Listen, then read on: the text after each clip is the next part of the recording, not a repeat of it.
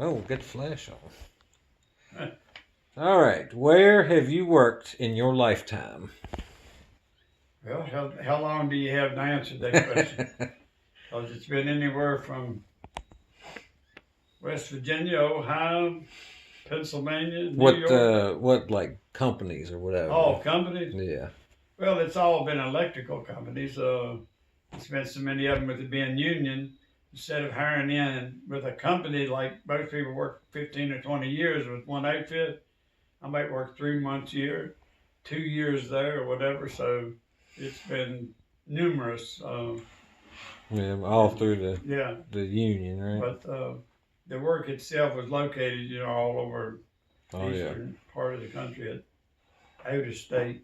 Did you have any jobs when you was a young man? Jobs that I had. Yeah.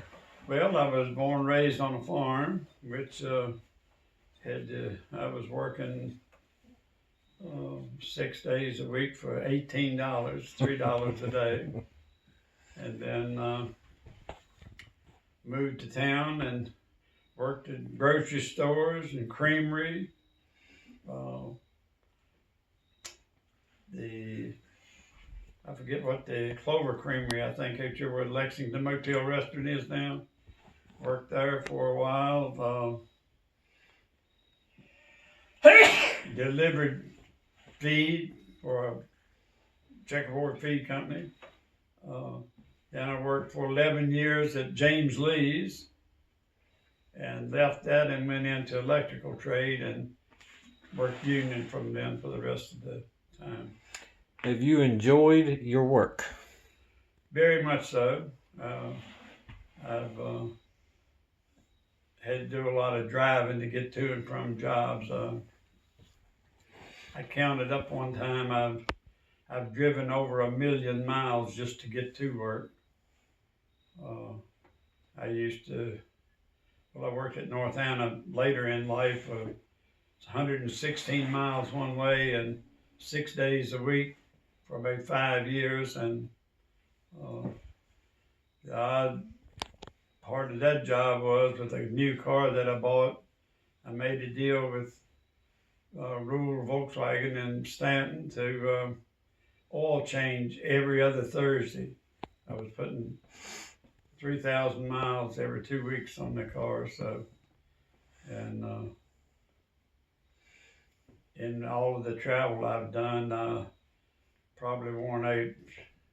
I counted up one time, I think about 18 new cars and probably 6 or 8 used ones. So. Probably met a lot of interesting people throughout the. Yeah, very much so. Uh, How did you get your jobs? How did you get it? Mm-hmm. Well, different ways. The local stuff, you go in person and ask. And once you went union,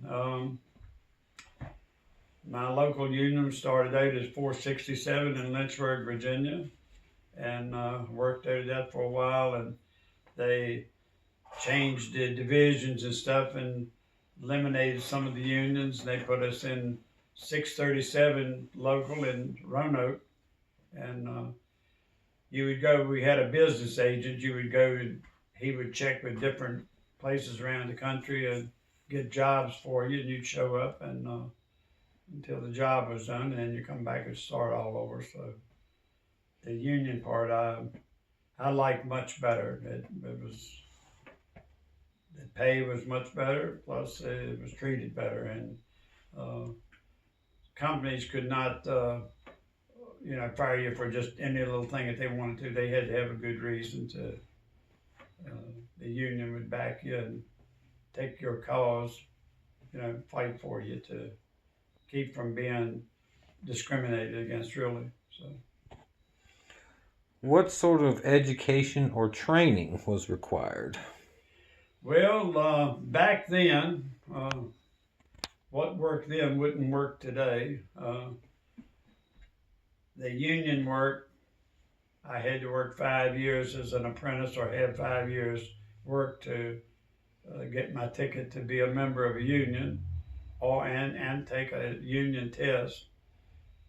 Today, I think you have to have a high school diploma, which I did not have. I went to the 10th grade, and back at that time, I don't know if I should say this or not, but back then I thought I knew more than the teacher did, but so I quit. That wouldn't work today. So I No. don't advise that because anymore you have to have that diploma before they'll even talk to you. So Do you have to have like a master electrician's card or a journeyman's well, card? at that or time, like I said, you have to have 5 years of Apprenticeship. experience or go through apprenticeship program and then pass the test. So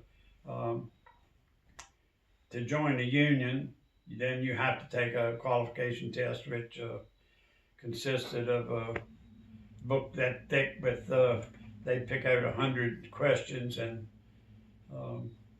you would draw 100. You didn't know what question you were getting, but they had numbers, and each number represented a question, and they had 100 tabs turned face down, and you picked 25, and whatever questions you got. Of course, if you answered, you got a passing grade, which was 76, I think, to pass. So anyway, after passing the test, then of course you get your ticket to where you can go from one local to another and work. If you didn't have that ticket, it was called working on white paper, or working without a ticket. But the only time that person with the white paper could get a job is if all union people were working in that area, which made it fair. It says, tell me a couple stories you remember from your working years. I wouldn't know where to start. I could write a book on traveling, but I'm sure. things that I've seen on the road, but I don't really know of any. I'd have to think about that. The last one says, what do you want your children to be when they grow up? To start with, be Christians. That's number one. I admit I don't go to church like I should, but I am a firm believer, and the way our country is to this day, if we don't get God back first, our chances are not very good of surviving. All right. Well, that's all she has for me. We appreciate it. Well, Any closing comments? well, other than I hope what I said don't offend anybody. I mean, I'm speaking from my heart. I mean,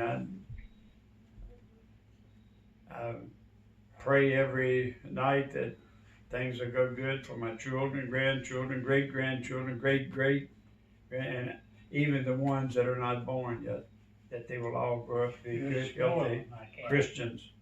And that's the number one thing in life, really. All righty. Well, we're going to end this here. So, thank you very much. All right, and I will appreciate getting that light out of my face.